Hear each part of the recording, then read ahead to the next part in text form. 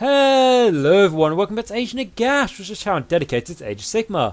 And in this video we're going to be returning back to the Flesh Eater Court, and we will be looking at the Abhorrant Archregent. So this of course is the latest addition to the Flesh Eater Court army, in the terms that it's like the only new unit Flesh Eater Court. It's like the only new sort of model for the army, because yes, you do have the endless spells, the predatory spells, things like that, and the seemly piece, but the Archregent is really the only, new army model, if you like. That's why I look at it anyway. But so what we're going to be doing is we're going to be looking at him today, and we're going to be doing how I usually do these videos. So we'll be looking at the lore first, and then we're going to go into its rules. So to start with, the Archregent. So the longer that a Ghoul King exists in their state of madness, the more powerful it becomes. Some believe that it is simply a curse of Yusharan in the vampire's clotted veins. Others have suggested that is the strength of the abhorrent's own insanity that bolsters the will and martial might of the creature. As the centuries creep by, the abhorrents become even more corded with iron-hard muscles, its hide ever thicker and more leathery. The vampire's madness deepens its conviction in its own supremacy, reaching such fanatical levels that it leaves traces of its crazed visions superimposed upon reality. Not only do the abhorrent courtiers become ever more dedicated and loyal to their master, but even those who battle the Flesh Eater Courts begin to perceive flashes of the abhorrent's delusions, flickering like half-seen flames about the edges of their vision. In time, this insanity extends beyond the borders of a single kingdom, binding Mordant and other abhorrents into an ununited empire. Each abhorrent archregent rules over the Ghoul Kings within its domain. Where a Ghoul King requires the aid of the courtier to rally the masses and command its armies into battle, an archregent has such far-reaching and indomitable will that it can achieve this feat all by itself. Some amongst the Flesh Eater Courts believe them to be mouthpieces of Yushabon, and certain archregents even claim to have entered the court of the Carrying King. Where abhorrent Ghoul Kings are ferocious hunters that lead their armies from the fore, archregents become brooding and reclusive through the processes and raw strength to punch through a castle gate or to tear an armoured knight of chaos into with bare talons. It takes a great deal for an abhorrent archregent to bestir itself to action. While it prowls its innermost sanctum, the running of the empire is left to petty Ghoul Kings, who maintain the flesh harvest and course them at the head of a bloody feast in the archregent's honour. Only when a truly mighty threat to the kingdom arises does an abhorrent archregent take to the battlefield, and then it is a force to behold. Sprinting as fast as the wind, the archregent tears through its enemies as though they were wet parchment, and blood flows in rivers as the ancient abhorrent slakes its deranged thirst, before summoning its elite warriors to its side and charging forward to slaughter those foes that remain.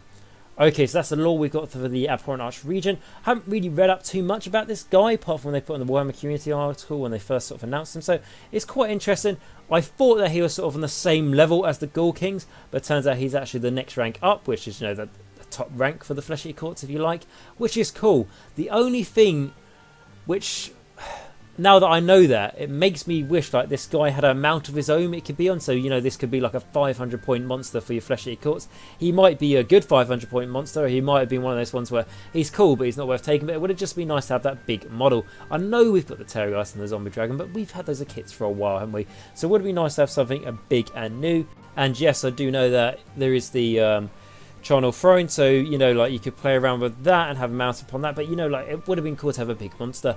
I mean, I think in all honesty, I was quite happy with what we got with Flesh Eater Courts. I would have liked to have had separate courtier models for the Flesh Eater Courts. I think that was something they could have really have done with, and a bit lazy in Games Workshop parts. But you know, like a really really nice thing would have been for the Abhorrant Archregents to have a mount, in my own opinion.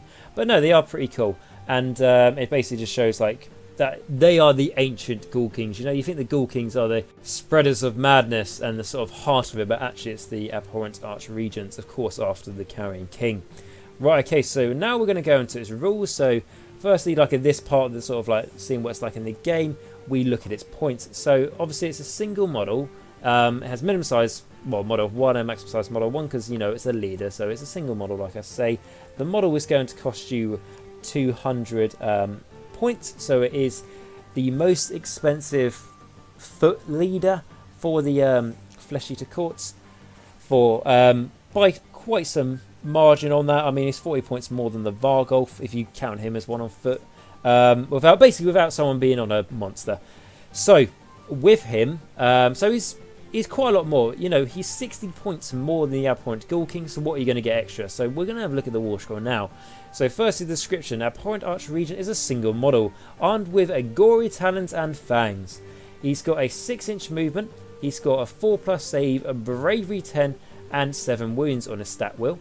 So, 6+ movement, that is a good movement. We come to expect that a lot of the Flesh Eater Courts, but no, that is a good movement. 4+ save. Again, this guy doesn't really have much armor on. He has actually got a shoulder pad on, so he's a bit more better armored than the rest of them, but he's still not particularly well armored. But yes, it's good that he's got a 4+ save.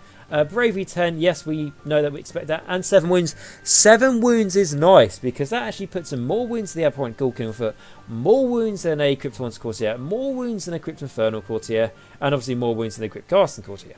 Not quite as many wounds as the Vargolf, as he's got 8, but 7 wounds is very nice, particularly for the size of the model. It's not a huge model, so 7 wounds is really, like, I think, pushing the boundaries with him, in all honesty. But no, that is good. It makes him that much more survivable, and then when we go into his abilities, we'll find out that if the enemy doesn't dedicate a lot to kill this guy, he's going to be sticking around for a while. Okay, so we're going to look at his melee weapons, so he's only got 1, and this is the Gory Talons and Fangs. Right, so they've got a 1-inch range, 7 attacks, 3+ to hit, you need a 3+ to wound, a -1 rend, and 1 damage. So essentially it's exactly the same as the Abhorrant Ghoul King's attacks, but you get 1 extra 1. So far, for an extra 60 points, what you're getting here is an extra wound and an extra attack. Of course, that's not really worth it, but we're going to go into the abilities. The attack, yeah, he'll tear few horde units fairly decently. I mean, don't expect too much, but you probably kill a few models a turn if they're 1 wound and they've got like a 5+ save or something. But, you know, that's not why you bring this guy. Despite it saying in the lore that he tears through, you know, like ranks of the enemy and all those sorts of things, and saying like he is a force to behold. He's not bad, but he's not a force to behold. You know, you send one of your, you know, an enemy could just send another hero against this and kill him, well, not too easily, but probably put up a better fight. But anyway, let's go into why I take this guy. So looking at the abilities, so the first one is Imperial Blood. So in your hero phase, you can heal up to 3 wounds allocated to this model. So, well, firstly, that is very good. But what we want to compare it to is the Abhorrant Ghoul King's ability, which is Royal Blood. So the difference there is Royal was obviously not as good as Imperial. So the Royal Blood lets you heal up to D3, while the Abhorrant Archregent allows you to heal a simple 3 wounds. You're not rolling D3, it's just a flat 3 wounds. And bear in mind, 3 wounds is just under half his health. That's quite a lot for certain. And the thing why I keep on comparing this to the Abhorrant Ghoul King is because a lot of people are doing that. Because, you know, essentially they look very similar, don't they? You know, we're used to the Abhorrant Ghoul Kings being the sort of leaders, maybe not the general, but the leaders of your Flesh Eater Courts for lore purposes anyway. But now we've got this new boy in town, so this is what the comparison's really all about. So abilities wise, he's got the Imperial Blood to make him heal 3 wounds in each of your hero phases, so that's really good, especially like I said, if the enemy doesn't dedicate loads of attacks on them, they only sort of sprinkle them on. Like I've repeated this with quite a few of the Flesh Eater Court units. If they don't dedicate a lot of attacks to them, they're going to either heal back or just regenerate the models back. So it is very nice to see there. And that is his only sort of generic ability before we go into magic and his command abilities. So magic. So this model is a wizard. It can attempt to cast 2 spells in your hero phase and attempt to unbind 2 spells in the enemy hero phase. It knows the Arcane Bolt, Mystic Shield and Ferocious Hunger spells. So firstly, before we go into Ferocious Hunger, because we know what Arcane Bolt, Mystic Shield does, I'd like to say that this guy obviously can unbind 2 spells and cast 2 spells. That makes him just plainly the best caster the Flesh Eater Courts have. I would have sort of liked to have seen like an Abhorrant Ghoul King on Zombie Dragon or something have the 2 extra casting and the 2 extra unbinding, just because it's a big model and it just feels right. But no, this guy gets it, but it's not bad. You know, it makes him stand out a bit more as well, and makes him that much more better than the Abhorrant Ghoul King. As you think, like, well, I only really want to cast, you know, his Ferocious Hunger spells. It's a good one because we're going to get into it. However, because the Flesh Eater Courts have got their own law of magic, it really makes you want to, you know, be able to cast multiple spells with the same wizard. And even if, you know, you've already got the laws of, you know, hunger, I think it is, the Flesh Eater Courts covered. I don't know how you would already do that, because you're always going to want to cast them. But even if you do, you've got realm spells, haven't you? So yes, more spells being able to cast is a lot better. It's one of the reasons why in quite a few of my lists for death, if I take Legions of Nagash, it's quite a lot of times I would take Nagash just because of how many spells he's capable of casting. But anyway, let's go back to the Abhorrent Archregent. So, Ferocious Hunger, so that's his unique spell. Let's see what it does. Ferocious Hunger has a casting value of 6. If successfully cast, pick 1 friendly Flesh Eater Courts unit wholly within 24 inches of the caster and visible to them. Roll a d3 and add that roll to the attack characteristics of melee weapons used by that unit until your next hero phase. Right, so I think most of you are probably already aware of this ability, because if you're running Flesh Eater Courts, you're chucking this guy in, and if you're not, it's probably just because you don't have one. And one of those reasons is for this spell, because like I've said many times when I've reviewed all the other Flesh Eater Courts units by now, pretty much. So, one of them that I reviewed was the Cryptoris, and I've already talked about how you can make the Cryptoris have 4 attacks each doing 2 damage, reroll and failed hit rolls. Potentially you can make them reroll failed wound rolls. Really good. And obviously no rend, but 2 damage at least, potentially 3 damage. With this, if you get really lucky, like I say, really lucky, you can make them have 7 attacks each. You take a unit of 9 of them, and each of them do at least 2 damage, reroll and failed hit rolls and failed wound rolls, so you really buff them. Yeah, that's when you start losing friends, especially if they don't have very good armor saves. Or I say lose friends, but also build up the reputation as a very good gamer, and that's what it's all about. So, that is very good. Of course, upon flares, that's good as well. You want to put this on a Terrorgeist, you know, just given its jaws, you know, its maws, that many extra attacks, it's insane. And even put it on the Zombie Dragon's Guide. Even if you're stuck in, you've got nothing to put it on but a Vargolf, it's going to, you know, probably go quite far in all honesty. So, yes, that is a very good spell. And it's one of my favourite spells, Flesh Eater Courts I've got. I do really like the movement spells, so I'm not going to say it's my favourite, but for combat effectiveness, it's the best spell, essentially. Okay, then going on to its last ability, which is its command ability, and this is Summon Imperial Guard. So what it says is you can use this command ability at the end of your movement phase. If you do so, pick 1 friendly model that has this command ability and has not used it before in the battle. That model summons 1 of the following units to the battlefield: 1 courtier, or 1 unit of up to 3 knights, or up to a unit of 20 serfs. The summoned unit is added to your army, and it must be set up wholly within 6 inches of the battlefield edge, and more than 9 inches from enemy units. Okay, so firstly, if you've been watching my latest videos, obviously with Flesh Eater Courts, the last ones I've been doing are about the Abhorrant Ghoul Kings. This command ability is pretty much exactly the same as all of those command abilities, but with a unique twist, and that is combining all of them together. So this guy can summon your Vargol for free if you want, especially if this guy's next to a throne that you're not even paid a command point for it. He can summon your Vargol. He can summon a unit of up to 3 Crypt Flares or 3 Cryptoris, because they're the knights, or he can summon a unit of up to 20 serfs, which are the Crypt Ghouls. And the cool thing about this is that he summons up to a unit of 20 Crypt Ghouls if you like to, compared to the Abhorrant Ghoul King ability, would let you set up a unit of up to 10. So this guy can set up to double. I know people have said if you take 6 of the Abhorrent Archregents in the list, put them next to your throne, and you can summon, what is it, 1200 Crypt Ghouls, I believe. So what's that coming at? Well, 1200 points, I believe. So yeah, you can do that if you want to, but then you've got no courtiers and all that sort of thing. But you could summon, you know, like half that amount and summon courtiers as well. So you can really bring on so much stuff with these guys, which makes them really worth taking. And yes, their spell is really good, but the reason you take the Abhorrant Archregent is because of his command ability, which is really, really, really useful. It means that you are sorted for all cases. If you're playing a battle plan that you need a lot of models, you've got your ghouls. If you're playing a battle plan where, let's say, model count isn't so much of a bad thing, you know, like you don't need so many of it, and you've taken a bit of an elite army, so you've got a lot of cryptos, a lot of crypt flares, you might want to have a courtier to heal them back, you know, bring on a Vargolf. If you're playing a game where it gets quite late on in the game and right, shit, I really need some movement now, I've only got a few turns where I need to get to that objective and nothing can do it, some crypt flares near the objective. Sure, they can't move that turn, but in the next turn they're moving 12 inches at least, so it is very effective there. And it really sort of caters for those different situations. So then we move on to his keywords. So he's got a Death, a Vampire, Flesh Eater Courts, Abhorrent, Hero, Wizard, and Abhorrent Archregent. So the important ones there are going to be a Flesh Eater Courts, your Abhorrent, your Hero, your Wizard. So quite a few of them, but they're all going to play a part for reasons I've mentioned before. Right, so in conclusion, is this guy better than the Abhorrant Ghoul King? He certainly is. Furthermore, is he worth the extra 60 points? Now, usually, it's one of those things where it depends. It depends how big your army is. It depends what's in your army is, and very much that is still true.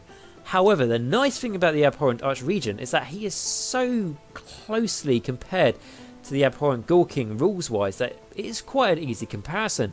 So essentially, for the extra 60 points, you're getting an extra wound, an extra attack, healing 3 wounds instead of D3 in each of your hero phases.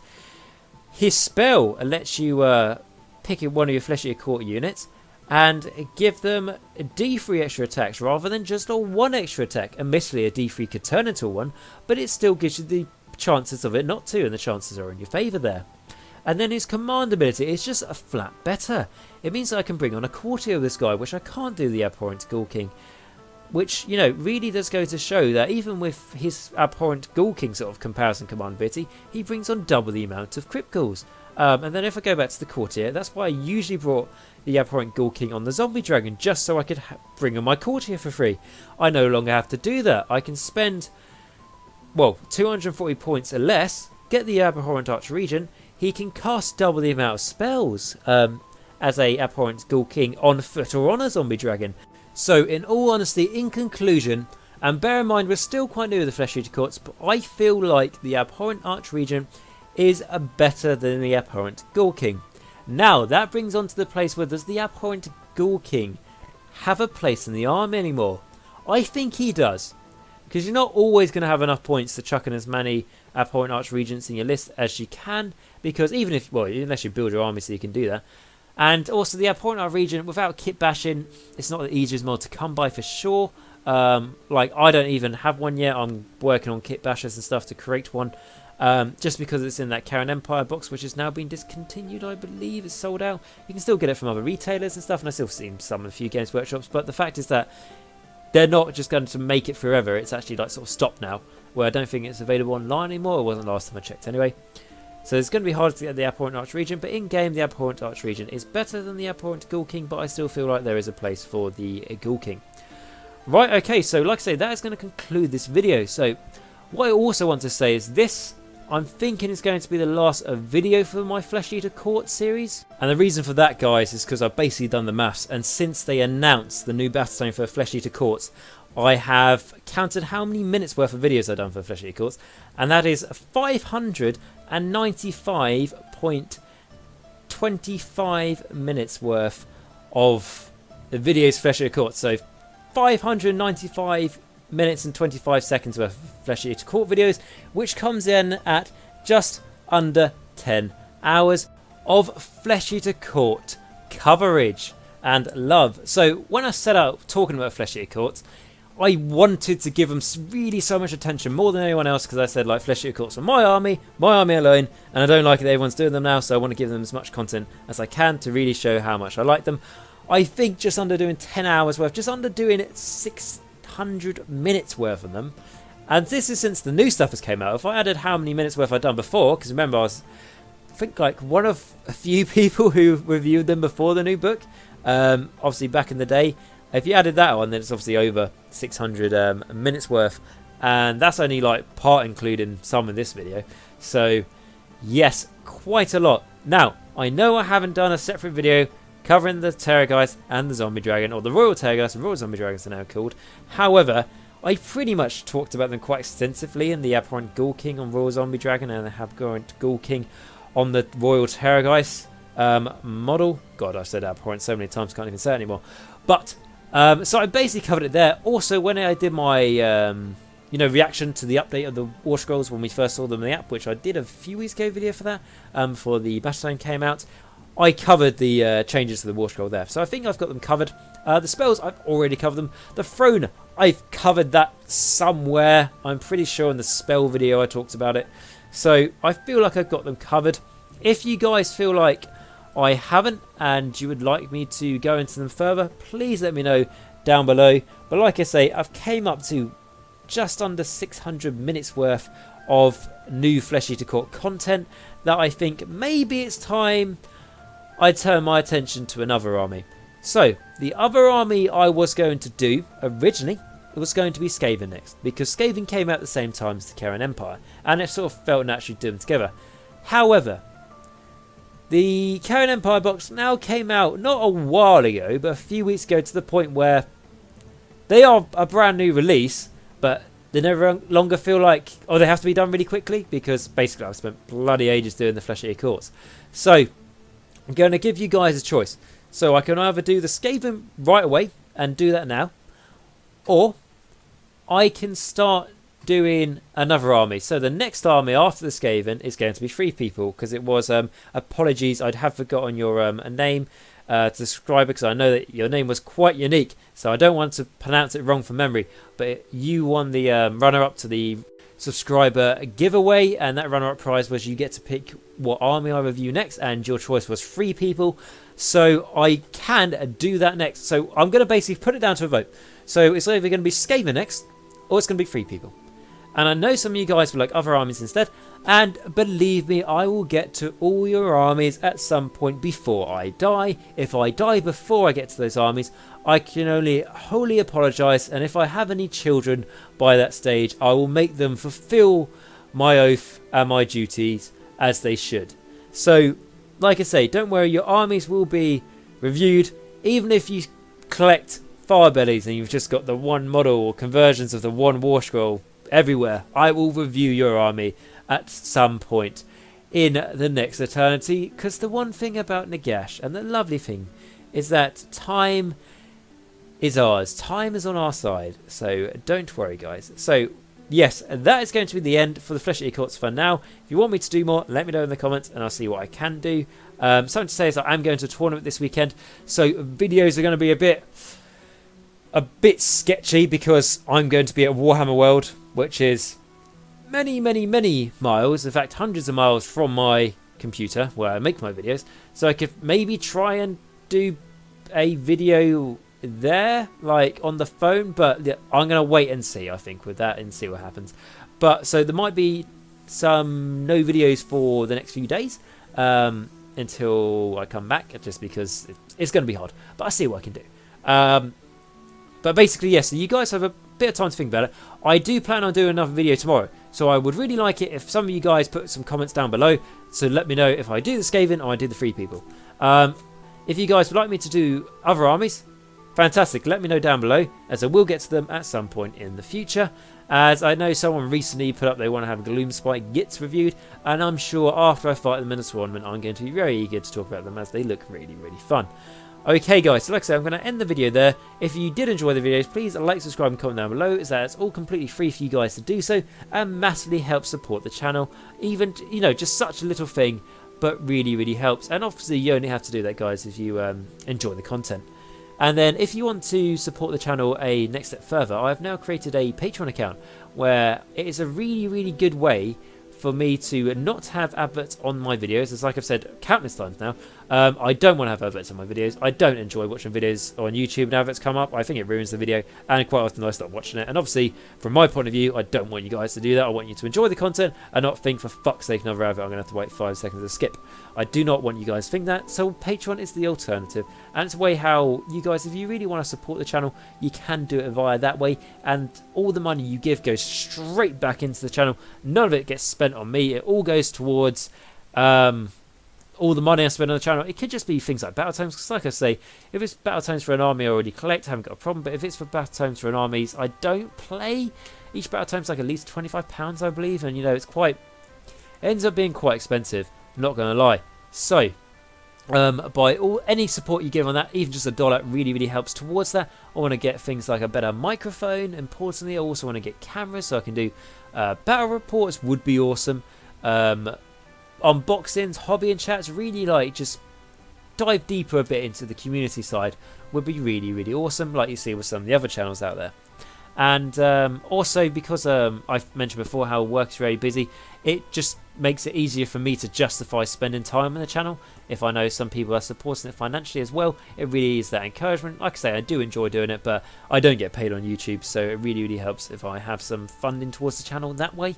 And obviously, if you can't support the channel financially, that's absolutely fine. I'm just really glad you came and checked out this video. But on the subject of Patreon, it's time for me to thank my Vampire tier on Patreon. So these are the people who donate $5 a month, and this is Max, Carl and Simon. So again guys, thank you very much for your donation. It's all going towards like all the things I've already mentioned basically the last few minutes, and I'm still sort of deciding what I'm going to get first. It's either going to be a mic or a camera. Probably a mic because that might be cheaper, but I don't really know. Here's a question though, if you guys know what camera people use to do like unboxings and things, like if prime example, you know Spiky Bix, I'm sure you guys watch Spiky Bix, you know, cool YouTube stuff, good unboxings, all those sorts of things.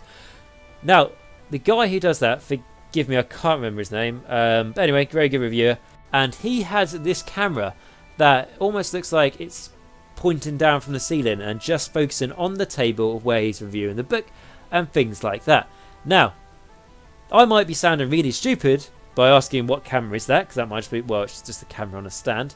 And yes, that may be the case. And if it is, please point out that I am being stupid and it is a camera on a stand. And if you could point me in the direction of what is thy stand and thy camera, that would be absolutely fantastic, as I will definitely look into it. Okay guys, so like I said, I do want to hear a little bit back from you in the comments of this video, just to give me some idea. Otherwise, if you guys don't let me know what video you want for me to do tomorrow, and then I'm away the next few days, you may not get a video, because if I don't know what direction you guys want me to go in, then I may find other things to do at the time. But that aside, so guys, I want to thank you very much for watching this. Again, I really hope you've enjoyed it, and not just this video, I really hope you've enjoyed the Flesh Eater Court series. It's been great fun doing it. I've dived really deep into them. Out of the whole army archives, this is by far the most extensive. I wanted it to be this way, as this is my army.